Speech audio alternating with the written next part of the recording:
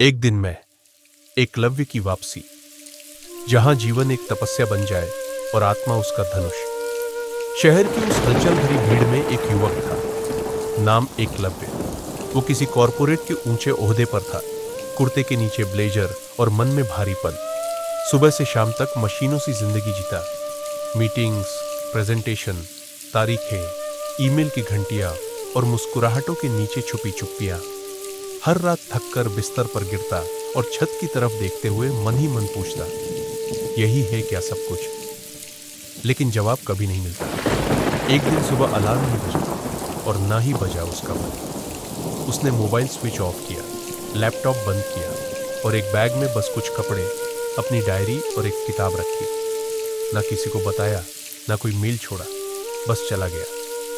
Train से पहाड़ों की ओर, उन जगहों की तरफ जहां सिग्नल नहीं पहुंचते और मन की आवाज बिना शोर के सुनी जाती। वो पहाड़ियों में चढ़ता गया। 4 घंटे की चढ़ाई, ठंडी हवा, हरियाली की चुप्पी और भीतर का हलचल कम होता हुआ। जब वो चोटी पर पहुंचा, वहां एक टूटी सी कुटिया थी। दीवारें लकड़ी की, छत पर काई जमी और सामने फैला था पूरा संसार बादलों की चादर में लिपटा। उसने वहीं ठिकाना बना लिया।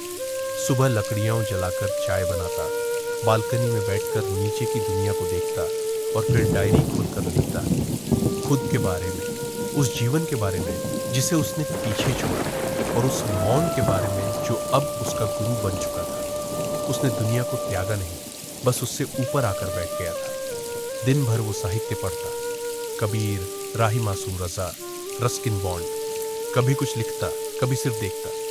कई बार बारिश की बूंदों से भी उसने संवाद किया और पहाड़ी हवा से सवाल पूछे।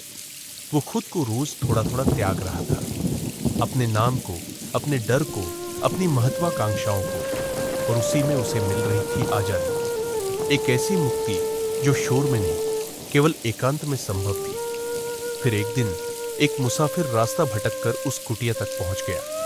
वो एकलव्य से नहीं मिला, लेकिन वहां जली हुई मोमबत्ती, अधूरी चाय की प्याली और एक मोटी डायरी पड़ी थी। उसके पहले पन्ने पर बस लिखा था, एक दिन मैं, और नीचे एकलव्य। शहर लौटकर उस मुसाफिर ने किताब छपवाई। कवर पर कोई नाम नहीं, कोई चेहरा नहीं, सिर्फ एक पंक्ति, जो खुद को त्याग सके वही खुद को पा सकता है।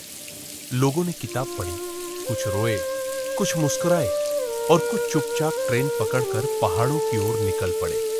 शायद उस एकलव्य की तरह जो कहीं अब भी बैठा है, चाय की चुस्कियों में दुनिया को समेटे हुए और तुम्हारे भीतर के मौन को पढ़ते हुए मुस्कुरा रहा है।